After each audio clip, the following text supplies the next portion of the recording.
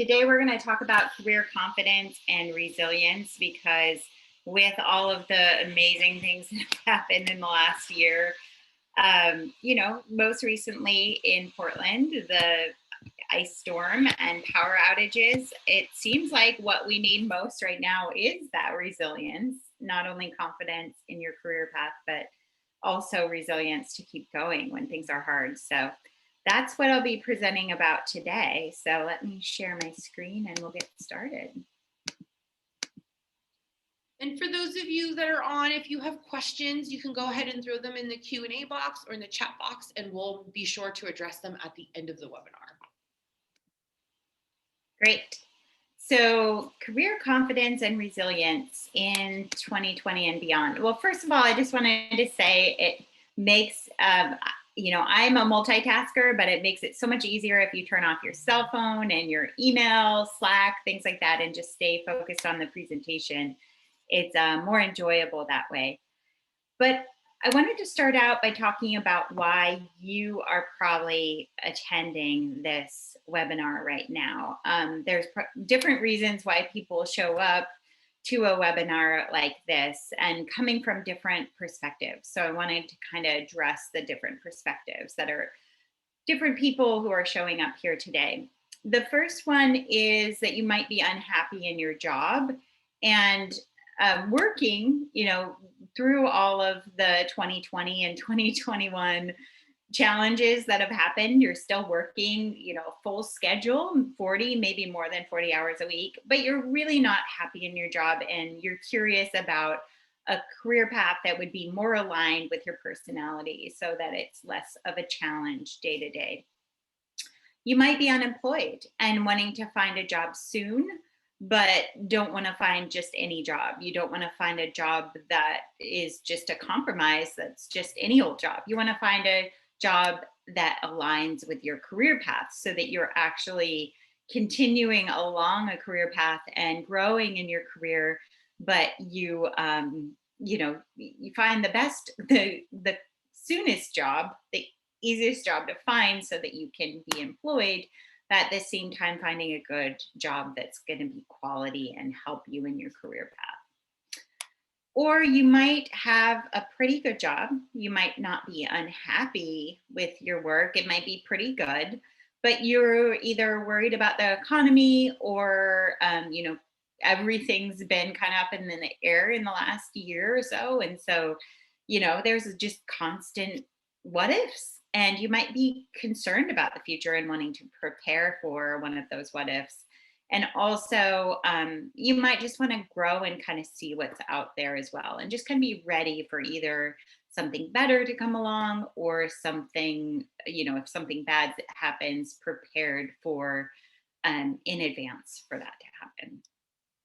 So Elaine talked about me earlier, but yeah, I was a recruiter. I actually worked at 52 Limited and helped people find jobs as a recruiter, and have been doing career coaching completely on my own for 2 years. Did some like part-time work doing career coaching for 2 or 3 years before that.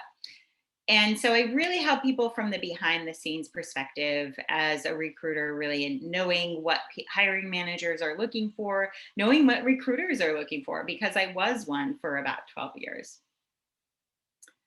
My career timeline has been up and down. I've lived through, 9/11 and the challenges with the economy for that. And then 2008, I was a recruiter during that time. So I went up and down in my career path.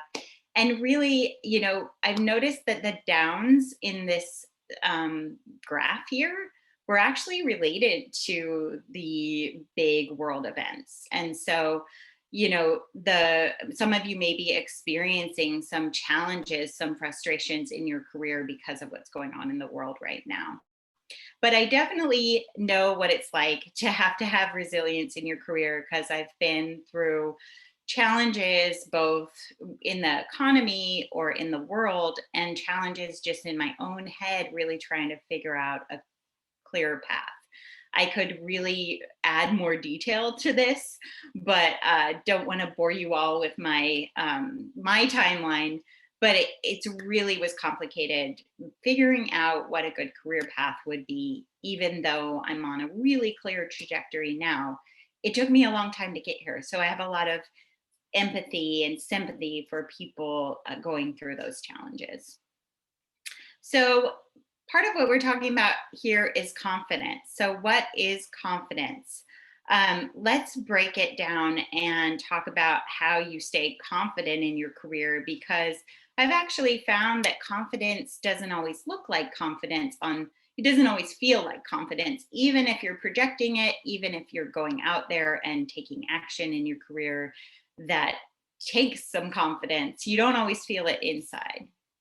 So, the first thing that I recommend for people just across the board when you're thinking about looking for a job or looking for a job is to stop doom scrolling the job boards. So, we have research about social media and how doom scrolling social media can lead to depression, frustration, anxiety, a lot of really negative mental health states.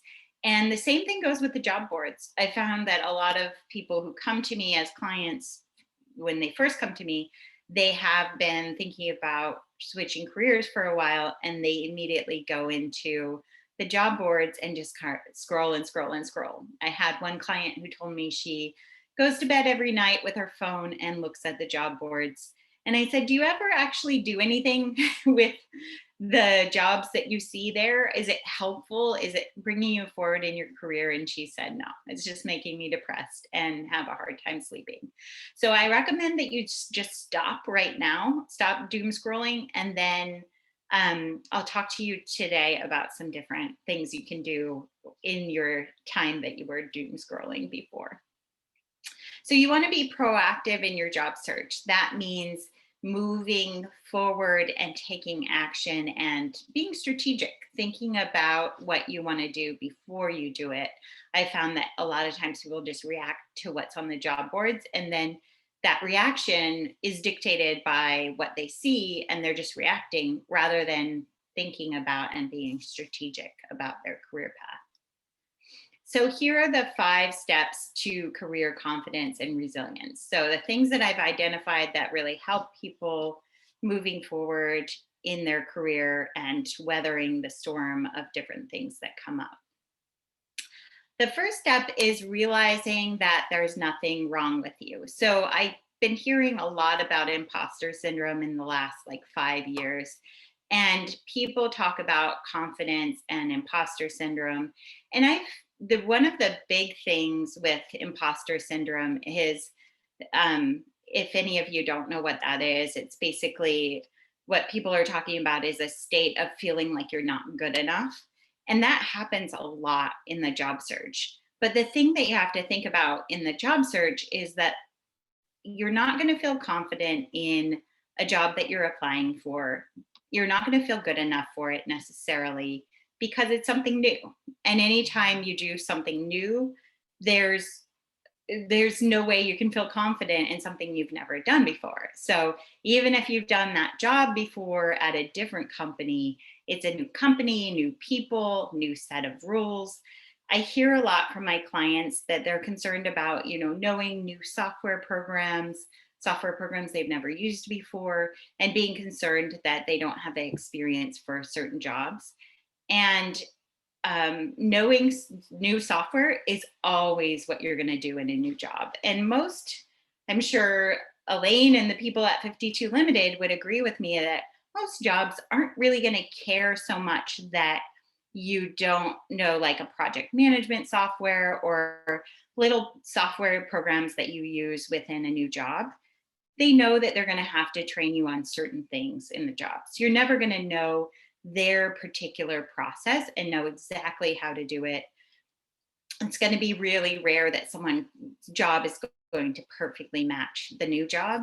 And so learning some new things on the job is part of what you have to do. So there's nothing wrong with you. You don't have imposter syndrome. You don't have a lack of confidence. There's just this feeling that you're not there yet. because there's a gap between what that job is and what your experience is. And there's just going to be a natural learning curve. And plus, hiring managers hire on someone's potential anyway. They don't really want to hire someone who's really good at a job so much that they're going to be bored. Most people are looking for a little bit of a challenge. And so hiring managers know that. And they're not going to hire someone necessarily who's so good at something that they might get bored. They're going to know there's a bit of a learning curve to make it interesting and exciting and new for that person. So if you're feeling that sense of not being good enough, that's the way you're just going to feel when you're in transition. Another piece of that is that women and BIPOC folks and LGBTQ folks tend to have experienced this sense of imposter syndrome more because, as Emily, who says it perfectly, is that you're more likely to experience imposter syndrome if you don't see examples of people who look like you in the workforce. So, if you're going into a field like tech and you're a woman or LGBTQ or BIPOC, you're maybe not going to see yourself represented, and it might make you feel like you don't fit in. And that's just a natural feeling to have as you're going through the job search. And that, once again, it's not your fault. It's just navigating some of the challenges that you have in front of you. And that's the first step is, feeling like there's something wrong with you can often hold you back from taking action and moving forward. And so the more that you blame yourself or get overwhelmed with some of those types of thoughts, the less likely you are to take steps forward and just move forward in your career. But I'll talk about how to get support beyond that. So if you don't have a natural, like that old boys network thing that, we have all heard about, the Ivy League, white men who, Mad Men type people who have just all the hookups. There are also different types of organizations that can support you in your career. And that's one of the things that I recommend is getting support outside of the job search and really helping boost your confidence or, get connections with people, get inspiration in the job search. So it's really helpful to connect in with those communities as well. So number 2 is finding your zone. This is what I talk a lot about in my coaching, is identifying what your strengths are and really finding the place where you fit in most. You don't need confidence when you find your zone, when you're in the area that you're best at, that you feel most strong in your career. Usually, when I was a recruiter, I used to always ask the question, what is the most interesting project that you've ever worked on? Because I really liked seeing people light up and be more interested and more confident in what they were talking about. And so I would direct them towards answering questions where they were most in the zone and most interested in their career path. So I could really see where they shine. And so thinking about those areas where you feel like you're strongest and that you really naturally show up in that way, rather than focusing on your weaknesses. I think people sometimes tend to focus on what they're not good at and all the things in the job description that you're not qualified for, rather than focusing on what you are good at and amplifying those things. So the best way so the zone is a state of being so involved in an activity, and this happens when the task in front of you matches your skills and natural abilities or interests. So what I was talking about before with hiring managers hiring on people's potential, they want they want to hire people who are going to get into the zone in this particular job and also feel challenged. So there's always something interesting throughout the day so that you show up for work, you are engaged enough in the work that you feel energized throughout the day, and then you're able to stop and go home and not feel totally drained. So the way, I teach this in my courses, so it's a lot more complicated than just what I'm talking about today. But the way to find your zone is to think about a spectrum where on one side you have boredom and the other side you have stress. And so the zone is right in the middle of that, because if you're too bored, if something's really, when it comes down to it, if something's too easy, you're going to get bored. So if you've done something a million times or you're tired of doing it, it's something that you already know how to do, then you tend to get bored if something's at a lower level than your skill level, or it's something that you're just not interested in. And that can make a job really tedious. Being in, 40 plus hours a week of doing something that makes you bored can really drain your energy.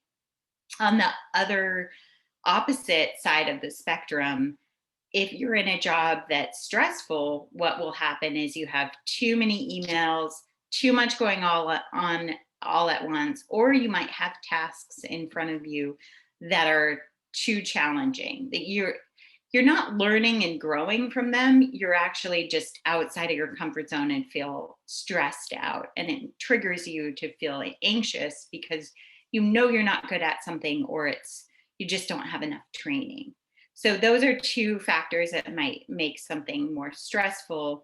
And you obviously don't want to be in that situation 40 plus hours a week either. That's just going to be really draining. So the place to find your zone is where you have tasks that are really pretty matched in your ability, so that when you do them, you feel like you're still kind of learning and growing while you're doing things day to day, but it's also something that fits your personality. So, for example, if you're a really organized person, you might get in the zone organizing things every day. I have some of my clients who say they totally geek out on spreadsheets. If they get into a spreadsheet, they get in the zone and nerd out on it, and it's fun to get in that place where they're really getting organized. Creative people do the same thing with design or with art, and everyone has a kind of different area of their personality that puts them in the zone, but it's something that you feel naturally good at, but also that challenges you at the same time. So you don't go into boredom. You kind of want to be in the middle and focused a little more on the stress side to keep outside of your comfort zone. So, number three is expect to have emotional ups and downs in the job search. I think this is a really key point that I like people to understand before they get into the job search, because I found that people, when I first start working with them, have an expectation that they wouldn't say this out loud, but there's this kind of thing in the back of your head where you're thinking that you'll get a job and that jobs will work out. And there's this crushing feeling that people have when they apply for a job and either don't hear back or go for an interview and don't end up getting the job. And so there's an expectation, not that you're going to, be amazing and get a job right away, but there's this expectation that you won't have to go through some sort of rejection, or, sometimes it's not rejection, it's just ghosting. So ghosting is actually unfortunately, pretty common in the job search, is that people tend to apply for jobs and not hear anything back. That's pretty common. So you can expect to have a larger percentage of your job applications go absolutely nowhere. And I could go into detail about how that works from behind the scenes, but it's just really a good idea to have this expectation that you're going to apply for a lot of jobs and that you might not hear back from those jobs that you're applying for, and to get kind of used to not hearing back and continuing to move forward. So it's about that resilience and realizing that things take time, and that you realizing and knowing that you're getting into a situation where you might end up not hearing back from people. And that's the norm. So if you have that expectation, it's going to feel a lot less crushing when you start to feel negative. And and so start to have negative, reactions as you're applying for jobs.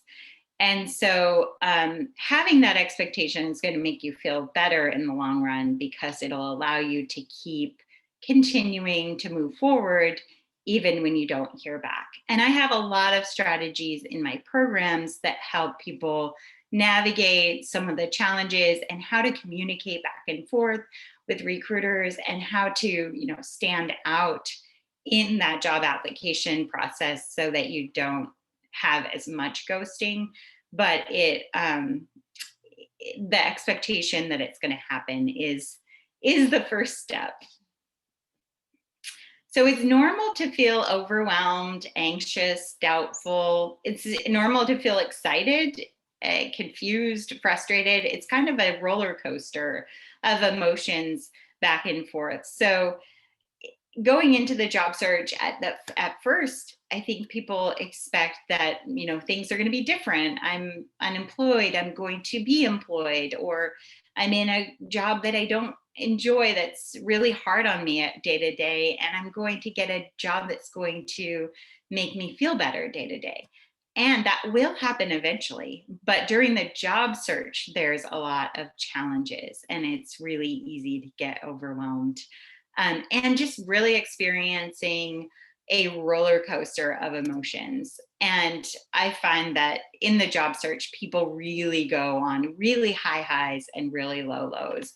And in my programs, it's part of what I try to manage with people, is managing how those emotions go up and down, and getting really consistent with the job search, because the more you just keep going and stay resilient and week to week kind of do the same things without without reacting to the things that happen as much, and not having it be as much of a roller coaster. Because what I've found is that the more you go on that roller coaster, rather than, keeping steady and resilient, the more it just exhausts you. And so people who are working full time don't have a lot of time to job search, and so you want to keep your energy resilient and good, and keep energized through the process.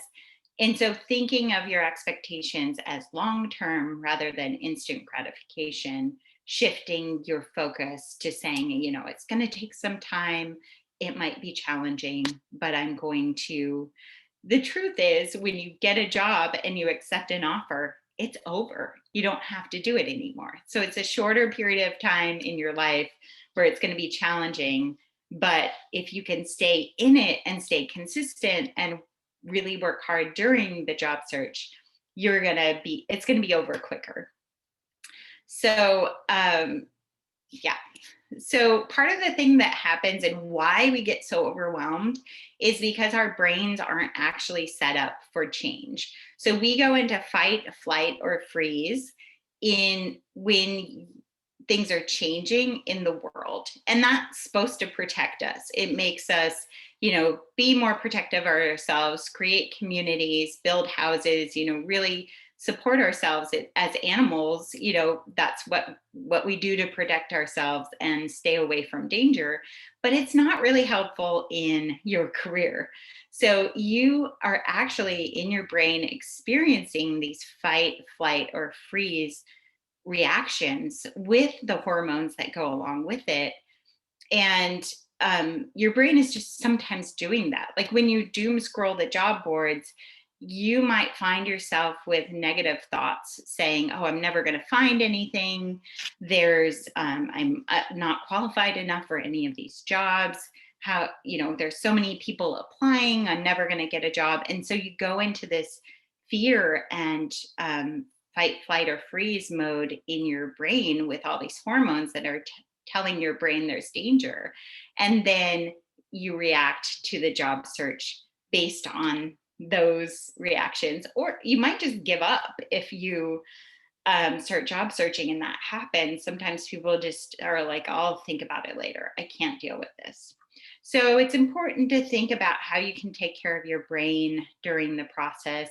Everyone has their own activities that take them out of this fight, flight, or freeze place. You might just take a break and take a walk around the block and get some fresh air.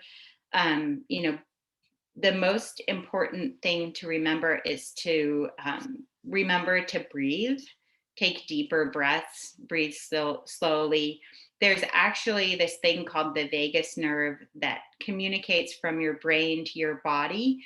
And if you breathe slowly, they've done research and found that it stimulates that vagus nerve and it actually starts calming your body. So there's research that says breathing slowly will actually calm your body down, and then it'll take you out of fight, flight, or freeze, and it'll help you think clearly and be able to think beyond just fear. So if you find yourself, getting into that negative place about the job search, especially with all the challenges that have happened in the last year, it can just overwhelm your brain. So if you can stop and do an activity that takes you out of that, or just remember to breathe, and take a deep breath because that'll help calm you down while you're job searching. I've also found that frustrations can help you in the job search. So this is not all about positivity. Sometimes frustrations can actually be really helpful. I found that with my clients, when I talk to them, the things they complain about the most are often things that they want to change in their career. So without frustrations, you might actually just stay where you are and not move beyond it. That the frustrations actually help you figure out what is negative in your life and what you want to change in order to grow and move closer to a job that's going to put you in the zone. So some examples of frustrations are, I found that when people don't feel like they're being creative, they tend to get really frustrated that they're not being creative, they feel bored, they feel stuck. And so if you're finding that kind of frustration that you're not being able to do the things that you want to do creatively and have that in your career, thinking about how you can add more creativity to either your personal life outside of work or your workplace to make things feel more creative and be able to grow in that area. Another frustration that happens is in leadership. Sometimes people get really frustrated with leadership and the leadership at their company. You might find maybe you do have a terrible boss, but you might find yourself fixated on your boss and how your boss is leading. And I found that that often points to the fact that you have leadership abilities yourself that you're not using. So if you're frustrated with how someone's leading, then maybe that means that you need to do a better job than they do. And you need to take some classes or learn how to be a leader in order to be able to walk into a room or a meeting and be able to be the one who actually is able to make those changes. And then sometimes people get really frustrated feeling like their career or their job has no purpose or meaning. Sometimes people will get really frustrated because the company they work for doesn't really do anything that's helping the world in any way. And so they might, you might be having this feeling of like, all I do is work on this product and this product doesn't do anything. It's just another product that's clogging landfills or something like that. If that's a frustration for you, thinking about looking at some companies and some organizations, start finding something that has a little bit more of a focus of meaning in the world. There's a great organization called B Corporations that are companies that support different causes and have more of a focus of purpose and meaning for their company. So taking a look at those and seeing how you can use your frustrations to actually help you make changes to get in a career that's more aligned with who you are and what your values are. Number 4, you want to be expecting to be 60% qualified for the jobs you're applying for. So that is kind of piggybacking on what I was saying earlier about imposter syndrome, is that job applications are oftentimes a list of what the hiring manager wants, ideally. but not necessarily what they end up hiring in the end. Everyone at 52 Limited knows this very well, because part of what we do is, or I said we, I'm still a part of the 52. But part of what I used to do is go to hiring managers and talk to them and say, okay, I have this job description you sent me, but what part of the job description are you really looking for? Because not everyone's going to be able to do everything on here, but is there, one or two things that are really important to you? And, they'd always tell me, oh, I want everything. And then they would realize after they were searching on their own, or we were searching, that, it's just not possible to have every single thing on their list that they want. And that's part of the potential thing too, is they realize there's going to be some things that I have to teach, or they're going to have to get used to certain processes, but that's okay. As long as, when you talk to a hiring manager, they usually have an essence of what they want in that person. They might say, I want someone who's really bold and strategic, or someone who's really organized and meticulous and detail oriented. So they usually have an idea of like the type of personality that they want in a person. And so I like to think of the 60% as being that essence of that personality that you show up with in the job. And the other 40% is those little details that you can learn on the job. And then there's research that says that men actually apply for jobs where they're 60% qualified. So in research, it says that men are already doing that. And so one of the things that they found in this research is that women apply for jobs, when they're 100% qualified, because they're really seeing it as a checklist. And so, like I said, with really getting the essence of the position is what you're looking for, and then not trying to fit every single bullet point that they have, but just being really good at the main things that they're looking for.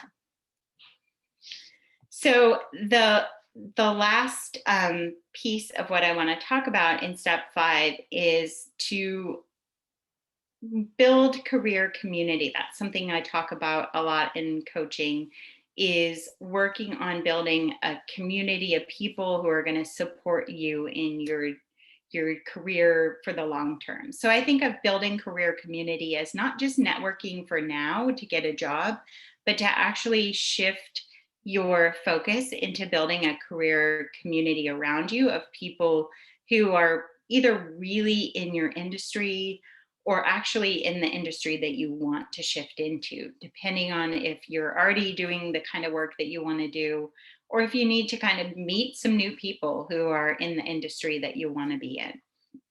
So building career community is complex, and it takes time. And I usually have to push people outside of their comfort zone to really do that. But you don't actually have to be outgoing to do networking and building community. It's really about building community with the people who are most in the way that you want to do it. So if you're a really outgoing person who likes to go to a lot of different events, you probably aren't able to do that right now, but you might find yourself going to a lot of Zoom events and just being really social. And sorry, this is moving without me for some reason. But you might find yourself really social. But if you're someone who's more introverted, you might find that you like communicating with one person at a time and really going deeper in building community kind of one-on-one with individual people. Amanda at 52 Limited does a great workshop. I hope she's doing one again coming up, but networking for introverts. And she talks a lot about how to do that as an introvert. But you really don't have to be extroverted to network and build community, because it's really a process that you should be doing in a way that fits you. Stepping a little bit outside of your comfort zone, but continuing to do it in your own way. So I say step outside of your comfort zone. I always think about this image. I'm sure you've all seen it. They say, your comfort zone is here, and where the magic happens is over here. And this always really bugged me, and I didn't know why until I realized this graphic is actually wrong because it's saying that where the magic happens is outside of you and outside of yourself. Really building, stepping outside of your comfort zone is a step by step process. It's not about leaping into something scary. It's about, so I made this graph that makes a lot more sense. Your comfort zone is, I think of your comfort zone as like watching Netflix in your jammies at home. And that's, not really going to get you a job if you do that all day. And your zone is an area where you feel comfortable, kind of in the flow, and it's a good place. And you actually want to step outside of the zone a little bit. And so you grow. So you don't need to leap into another circle, into a really uncomfortable place in order to grow in your career and job search. You just need to grow outside of your comfort zone in a way that feels natural and good. And it's kind of a step by step process. So here's, so your comfort zone, when you're stepping outside of it, it goes back to the fight or flight thing that we talked about before. And what you really need to do when you're stepping outside of your comfort zone is recognize the difference between fear and excitement.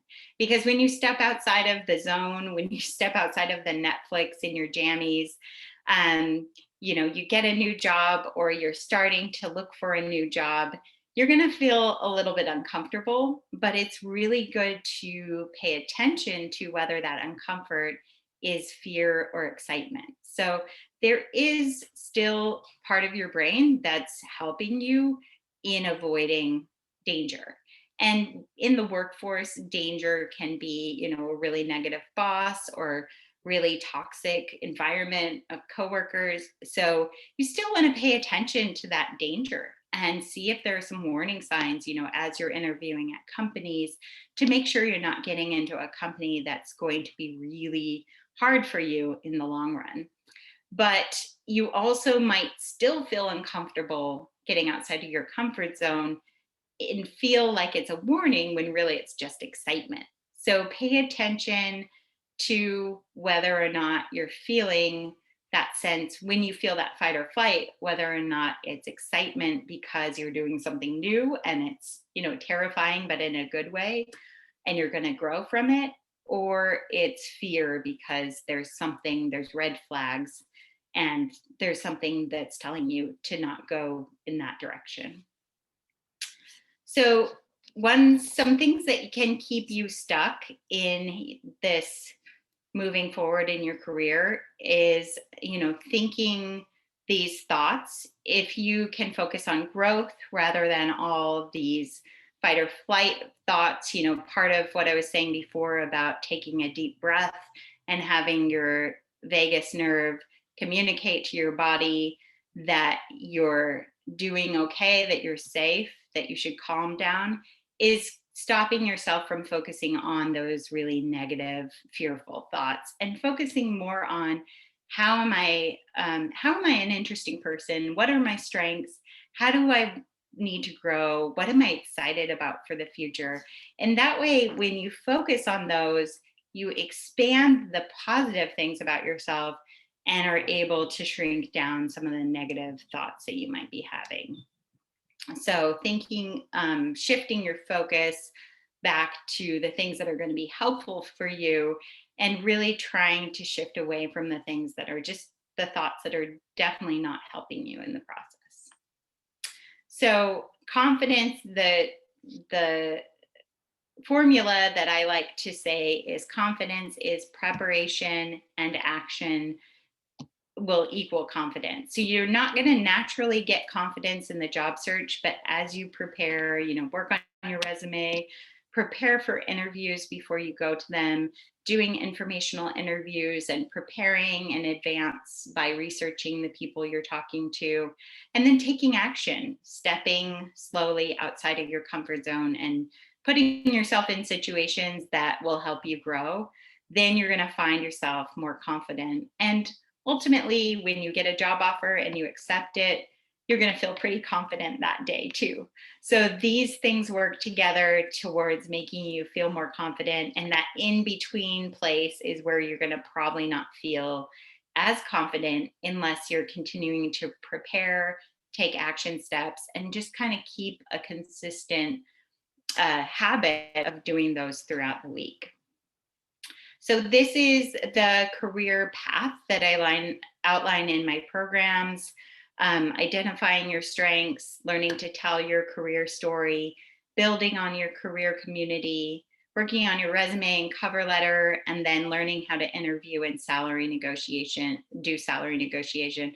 So those are the steps that I go through in my programs. And we're running out of time, but I'll try to be quick on this. So, building career community is about what I talked about before, getting a support system, as well as this is really how you step outside of your comfort zone, is starting to meet people, do research, do informational interviews, and go to events like this so you can learn more and connect with other people to ultimately move on these steps outside of your comfort zone into your future self that's going to have a lot more confidence because you'll be surrounded by support systems. So ultimately with the career building career community, what I recommend is having your new job support and your career community. So you might actually have a new job that's not actually the community that's supporting you. You might actually have to have a career community of places, maybe like 52 Limited, events, or some of the other event companies that I mentioned before, in really supporting you so that you have two sides. So your job doesn't become the only thing unless it's ultimately fulfilling. That's great if you find a job that has everything you need, but starting to build that career community outside of your job so that you can continue to stay supported in your next job search. So you can take a screenshot if you want of these questions. This is what I recommend starting out with in having these questions to help you move forward in your career. And so if you take a screenshot and just kind of journal out and write out some of the answers to these are the things that you need to stay resilient and confident in your career moving forward, just making sure that you have all the support that you need. So preparing for your career transition, staying organized and keeping track of your time week to week, how much job searching you're doing, and also how do you stay energized, how do you stay confident in the job search. Accountability is another good big piece of that, is who's holding you accountable to actually do that. And are you getting support, and are you creating a plan for how you're going to job search, and then how you're going to celebrate your small victories along the way. So, and then ask yourself, what is one thing that you can do this week to actually move forward in your career? So these are some things you might work with on your own. I also have programs that you can reach out to me for, to support you if you don't want to do it on your own. And then I'm having a free class on career goal setting on March 9th. So if you want to sign up, you can go to my website and go to Get Unstuck, or follow me on Instagram. And that will help you kind of walk through the step-by-step process of how you set goals in your career. And setting those goals week to week is what really helps you stay resilient with that consistent focus on your career. And then I guess I'll open it up for questions. Hey, Mary, before we take questions, I just want to thank you so much for your time today, and for, the great practical and pragmatic advice. I speak to a lot of career coaches, and sometimes you just need bite-sized chunks of, what do I do today, right? Mm-hmm. How do I move this forward to tomorrow? Because thinking about, oh my gosh, like, what's my dream job? And I'm so miserable at work, and all of these things can feel very overwhelming and consuming. especially if you are in a job that you really dislike, then you're starting to spiral out a little bit, and you're also starting to feel um, like there's never going to be a way out, right? You start to be really negative about those things. And I think to your point, the world is so upside down right now that you kind of have to imagine that not everyone is going to get back to you, that they may not have power or Good right. point. They may not have power or electricity right now or internet. And so, managing those expectations, I think, is really helpful for your own confidence. There's so many people that are unemployed right now. That doesn't mean that you're not capable or underqualified or the right fit. It's just that match hasn't happened yet. And so I just really appreciate the wonderful advice that you gave. And I'm really excited about, your unstuck, because I think that's a big part of it is, when you're upset about your job, you want to leave, but you don't know what to do. But looking for a job is a full-time job in and of itself. Yeah. It can feel really paralyzing. And so you just kind of hope that something changes, right? But it really requires you to dedicate that time and that energy and that focus on yourself. So Mhm. thank you for making it um, doable. Yeah. I mean, I found that a lot of my clients, people I work with, tend to like overshoot what they can do every week and then get frustrated. I just had someone tell me that today, and I was like, here we go again. This is what I hear all the time. And so part of what I really enjoy doing and can't do it enough is helping people manage those expectations. Because if you set a really small goal for yourself, you're going to feel pretty badass when you finish it, rather than saying, "Oh, I got to find a job as soon as possible," and putting so much pressure on yourself that you just feel defeated, and then you feel bad, and then you want to not do it. So Right. depending on if if you have a job already, maybe you're like, "Well, maybe it's not so bad. I'll just stay here." Or if you are unemployed, you might just kind of spiral into a negative place and maybe even take the first job you get. So that's yeah, it's a long conversation. I feel like we could talk about all day in figuring out, like, how do you actually keep going through the process but stay energized.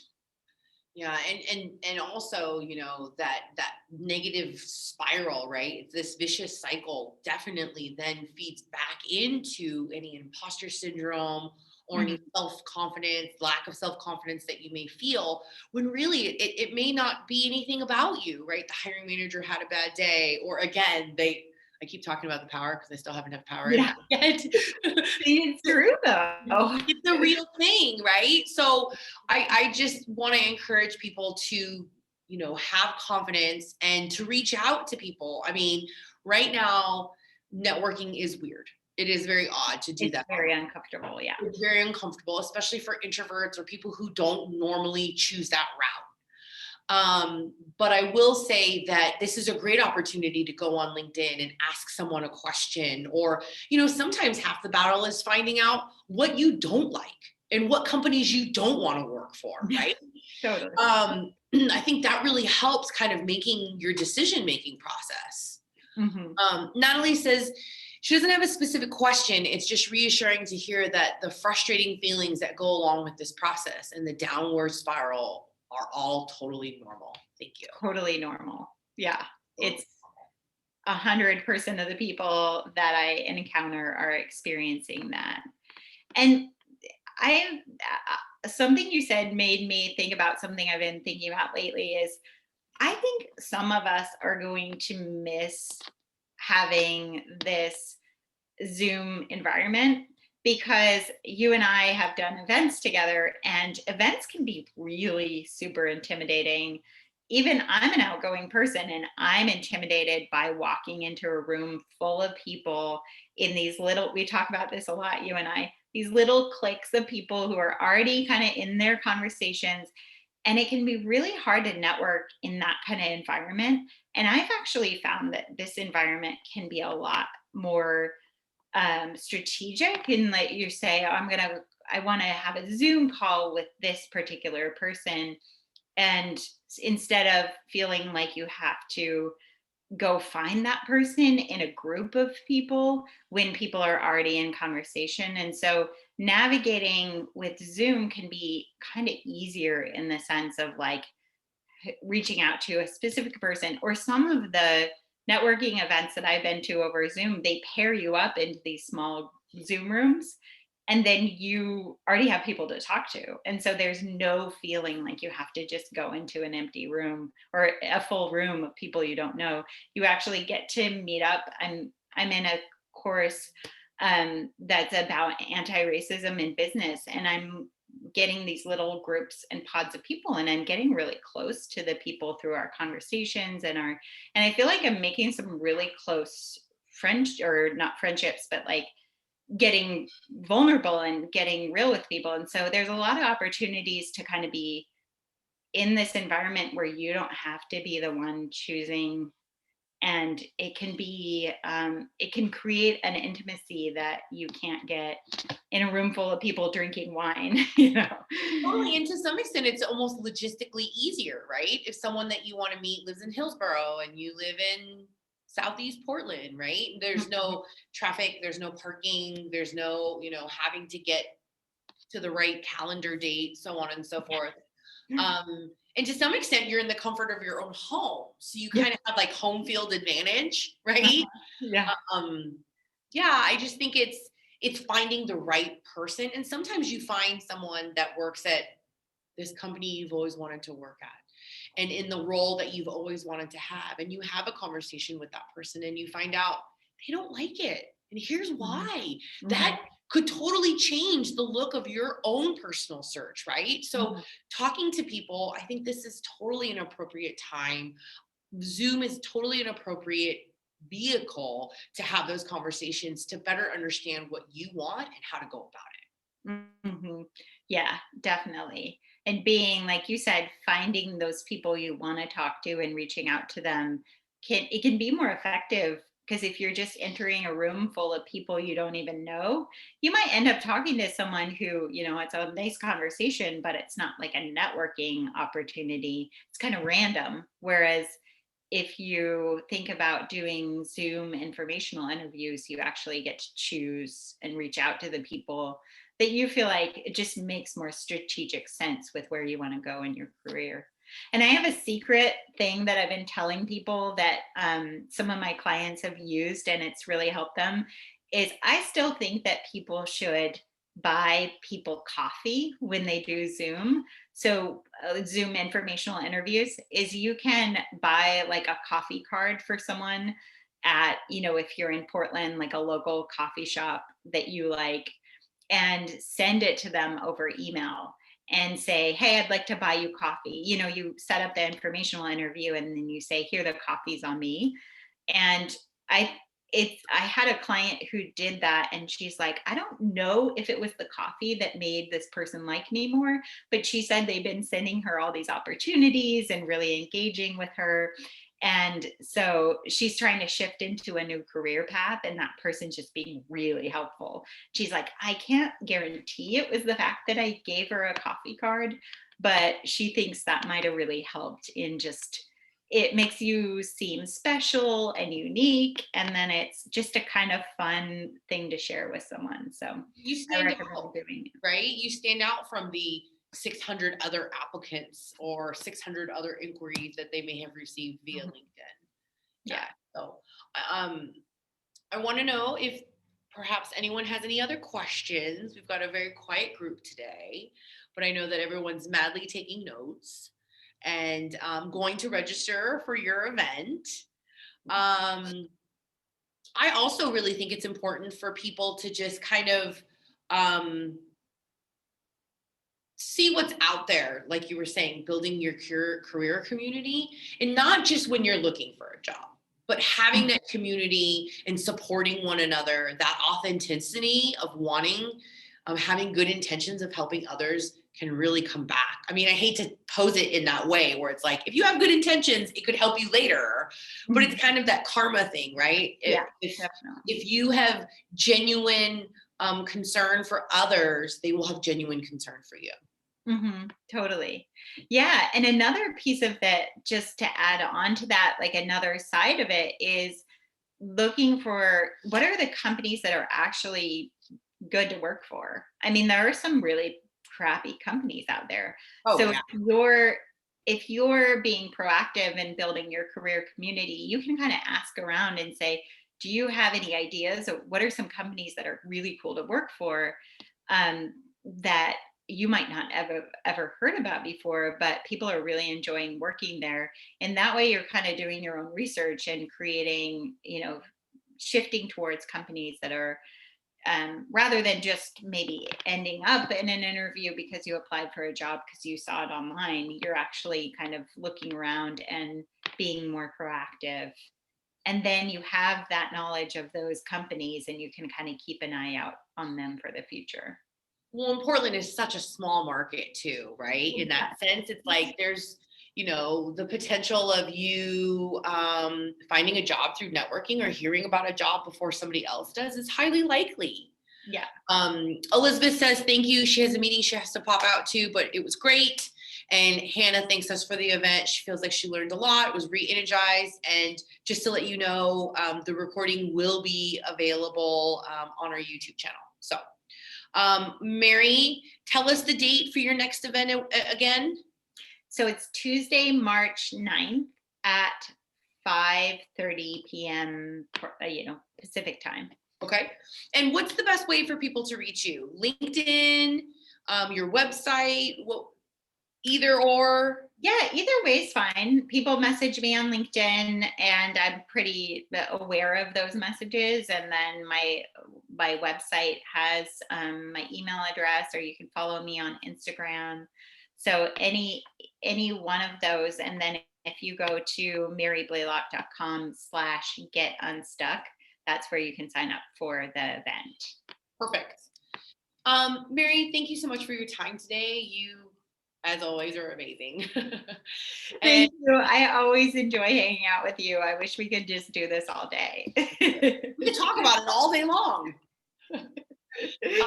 And thanks for everyone for joining us today. And I hope you're staying safe and healthy and look forward to seeing you at our next event. Thanks so much. Thanks, everyone. Bye.